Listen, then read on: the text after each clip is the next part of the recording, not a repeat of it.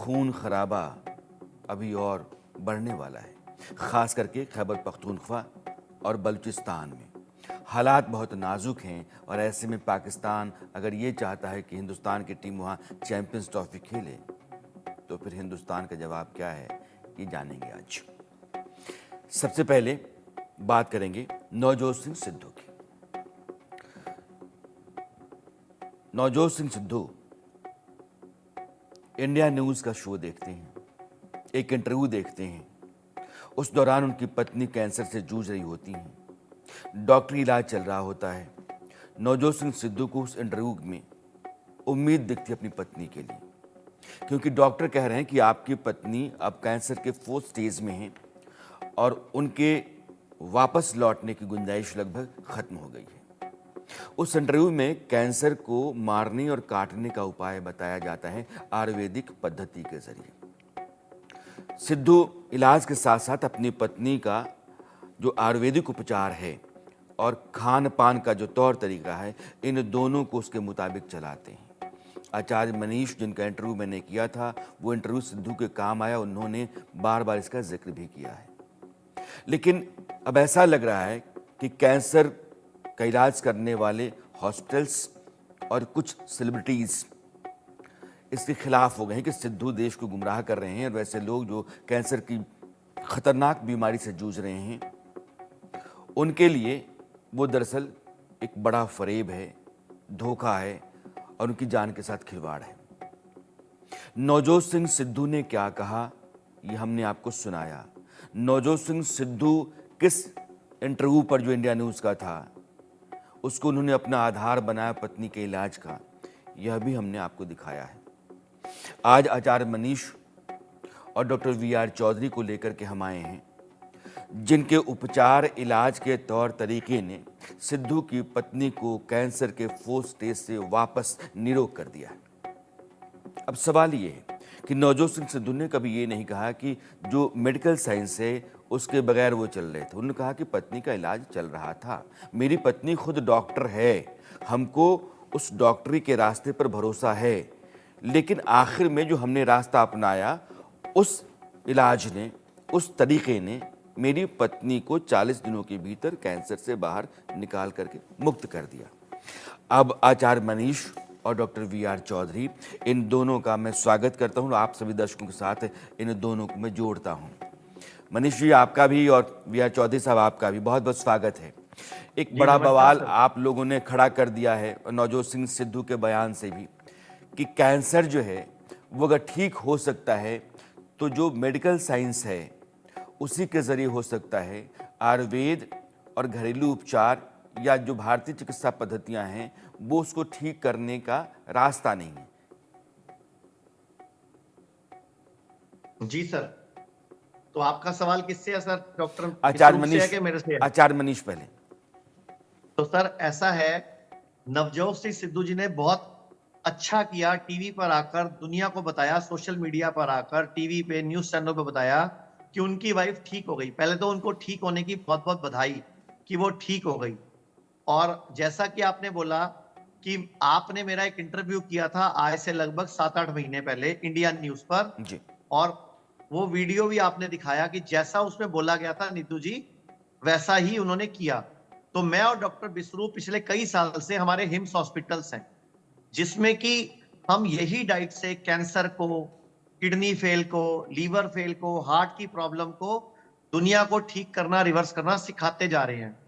अभी डॉक्टर बिस्रूप मेरे साथ हैं। जी। डॉक्टर बिस्रूप से सिद्धू जी 5 साल पहले से जुड़े हुए हैं और मैं डीआईपी डाइट फॉलो अब कर रहे आता हैं। हूं डॉक्टर विश्वरूप के पास। डॉक्टर विश्वरूप, चूंकि आप सिद्धू से जुड़े हुए हैं, सिद्धू ने आपसे अपनी पत्नी के इलाज का प्रिस्क्रिप्शन लिया या उपाय जाना और उन्होंने वो तरीका अपनाया, लेकिन हाँ। सिद्धू जो है वो सवालों में घिर गए हैं कि आप देश को और कैंसर के पेशेंट्स को गुमराह कर रहे हैं।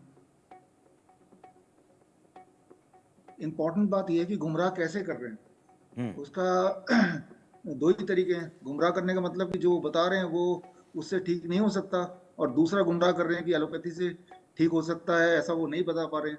तो एक इम्पॉर्टेंट बात यह है कि अगर किसी को लगता है कि ये जो DIP डाइट सिस्टम से ठीक नहीं हो सकता, तो वो एविडेंस देख सकता है। कैसे पता चलेगा कौन सही है कौन गलत है? जो सबूत दे दे वो सही है ना? तो सबूत आपके माध्यम से मैं ये सबूत दे रहा हूँ जी। डाइट, इसमें 300 पेज में पूरे एविडेंस भरे हुए हैं किस तरह से DIP डाइट से अलग अलग बीमारियां इंक्लूडिंग कैंसर एविडेंस बेस्ड तरीके से, एविडेंस मॉडर्न मेडिसिन वाले एविडेंस ही है इसमें, राइट? तो ठीक हो सकता है। तो ये रहा मेरा एविडेंस जो अभी आपके सामने है। अब दूसरा पार्ट है कि भाई क्या कीमोथेरेपी, सर्जरी, रेडिएशन से ठीक हो सकता है क्या? तो उसके जो एविडेंस देगा उसकी बात मानी जाएगी। कौन क्या बोल रहा है इंपॉर्टेंट नहीं है, इंपॉर्टेंट है कि सबूत कौन दे रहा है। तो मैं आपके जरिए सबूत दे देता हूँ कि कैंसर के इलाज के लिए कीमोथेरेपी, रेडिएशन एंड सर्जरी ना केवल यूजलेस है बल्कि डेंजरस भी है, और उससे पेशेंट्स की ना तो लाइफ स्पैन बढ़ती है ना ही पेशेंट्स की क्वालिटी ऑफ लाइफ बढ़ती है, बल्कि घटती है।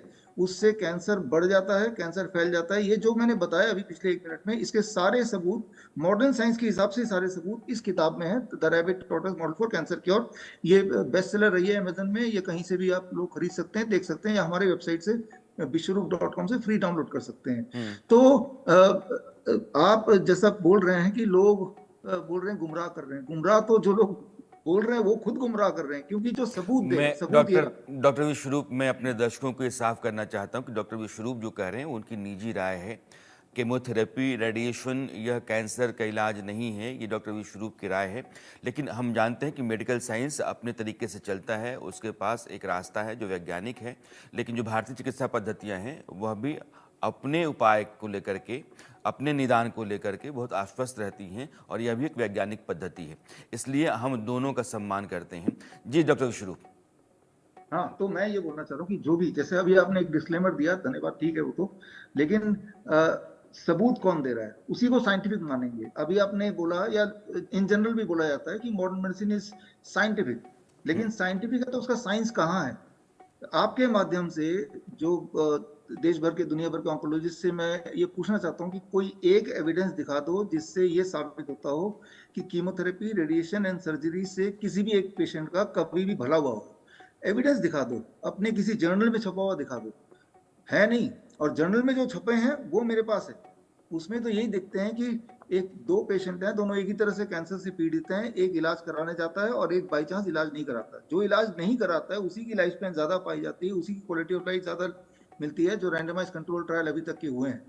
तो साइंटिफिक तो ये है जो मैंने अभी डॉक्टर बताया। विश्वरूप साइंस की चौधरी, बात, एक बात, चूंकि हिंदुस्तान पूरा सुन रहा है और पूरी दुनिया में आपका ये वीडियो जाएगा भी, आपने नवजोत सिंह सिद्धू को, उनकी पत्नी को कैंसर से बाहर निकालने के लिए उपाय बताया था, क्या आप बता सकते हैं ताकि मेरे दर्शक भी सुन पाएं?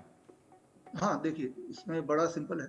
First and the most important, हम हर कैंसर पेशेंट को, मेरे जितने भी कैंसर पेशेंट को बोलता हूँ मैं, don't eat anything before 10 AM and don't eat anything after 6 PM। ये बॉडी के सर्केडियन क्लॉक को ठीक करने पहला के लिए रूल है। हाँ, 8 घंटे के ब्रैकेट में खाना है, और 16 घंटे 6 PM to next day 10 AM कुछ नहीं खाना है। ये जो 8 घंटे के ब्रैकेट में खा रहे हैं, इसी पानी तो कभी पी सकते हैं, लेकिन जो मुंह से खाना जाएगा, food, carbohydrate, protein, all kind of nutrient, that has to be between 10 AM to 6 PM। ये सबसे फास्टेस्ट काम करेगा, सर्केडियन क्लॉक को रीसेट करेगा।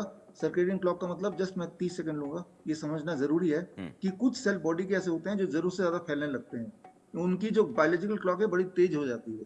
उस बायोलॉजिकल क्लॉक को रीसेट करना है ताकि उनकी स्पीड ऑफ ग्रोथ बाकियों से मैच करे, बॉडी के बाकी सेल से। तो उसके लिए this is the most important thing, don't eat anything before 10 AM, don't eat anything after 6 PM, first rule. Second rule जो हम बोलते हैं, जो सिद्धू जी की धर्मपत्नी ने भी किया ठीक से, और पहले तो सिद्धू जी ने किया, उनके 25 kg वेट भी घटा 4 साल पहले। आप उससे पहले की वीडियो अगर आप देखेंगे, कब से सिद्धू को जानते हैं, या सिद्धू कब से संपर्क में आपके रहे? एकदम डेट तो नहीं बता सकते, 4-5 साल पहले, 4-5 साल पहले। फिर उन्होंने अपनी पत्नी के इलाज के बारे में भी आपसे पूछा? हाँ, वो 1.5 साल। अब सिद्धू कहते हैं कि 40 दिनों के भीतर मेरी पत्नी कैंसर 4th स्टेज से कैंसर मुक्त हो गई। तो जो उपाय आप बता रहे हैं, एक तो आपने बताया, बाकी? हाँ, एक दूसरा उपाय कि ये जो 10 AM टू 6 PM के ब्रैकेट में क्या लेना, that we call as DIP diet, वो मैं एक्सप्लेन कर रहा हूँ। 12 बजे तक be only on fruit diet, 3 से 4 तरह के फल। उन्होंने कुछ महंगे फल के नाम बताए होंगे जो मैंने देखा भी कहीं, कुछ लोगों ने बताया भी, बट वो फल लेना जो रीजनल एंड सीजनल। जो सस्ते फल हैं वो लेना, 3 से 4 तरह के according to your body weight. मेरा बॉडी वेट 70 केजी, एक शून्य लगा दूंगा तो 700 ग्राम, that becomes the first step. और डाइट में सेकंड स्टेप है, लंच में पहले सलाद खाना है, 700 का आधा होता है 350 ग्राम, इतना सलाद खाना है। उसके बाद कुक्ड फूड, रोटी सब्जी दाल चावल खा सकते हैं, वेजिटेरियन डाइट। डिनर 6 बजे से पहले फिनिश करना, but dinner has to be only vegetables, 300 से 400 ग्राम कच्ची सब्जी, टमाटर, खीरा, मूली, गाजर, ये है। ये तो हुआ। क्या नहीं खाना है, all kind of animal protein, all kind of dairy product, all kind of packed food, ये सब बिल्कुल छोड़ना है। पत्तों का खास रोल है, लेकिन पत्ते सारे एक जैसे हैं, चाहे पालक के पत्ते हो, मूली के पत्ते हो, धनिया के पत्ते हो, greens are called green blood. तो उसके जूसेस ले सकते हैं, कोई लोग स्मूदी ले लेते हैं, कोई लोग चटनी बना के ले लेते हैं, कुछ लोग कच्चा भी खा सकते हैं। तो ये फ्लेक्सिबिलिटी है बेस्ड ऑन कि भाई किसी के दांत ही नहीं, ओरल कैंसर है, तो उसको तो लिक्विड ही देंगे हम, जूस बना के देंगे। तो ये एक प्राइमरी डाइट है, इसको और डिटेल में कोई काढ़ा ये जो बनाने का तमाम तरह की पत्तियों को मिला करके लोग जूस पीते हैं कि अमरूद का भी ले लिया, बरगद का भी ले लिया, नीम का भी ले लिया, ये तमाम तरह की पत्तियों का जूस जो पीते हैं वो भी काम करता है? अरे जबरदस्त काम करता है, पत्ते जो मिल जाएं। ऐसा नहीं कि कोई स्पेसिफिक पत्ता ज्यादा अच्छा काम करेगा, ऐसा नहीं है। Green leaves are green leaves, चाहे वो सब्जियों के हो या पेड़ों के हो। हाँ हाँ, वो आप देखते हैं animals are taking mostly leaves, green leaf, हरा पत्ता है तो वो काम करेगा। कोई ज्यादा क्वांटिटी में लेना पड़ता है, पालक का जूस पियेंगे तो करीब 250 ml, व्हीट ग्रास का जूस पियेंगे तो करीब 50 ml। इतना फर्क जरूर है, कोई कॉन्सेंट्रेटेड होता है, कोई थोड़ा डाइल्यूट में होता है, बट एवरी लीव वर्क्स। तो वो पत्ते लीजिए जो आपके पास मिल जाए। और क्योंकि एक इम्पॉर्टेंट बात कि जितने भी कैंसर पेशेंट है उनमें एक ही सिम्टम होते हैं जो कॉमन होते हैं for all kind of cancer, उनके हीमोग्लोबिन स्टीपली नीचे गिरता है।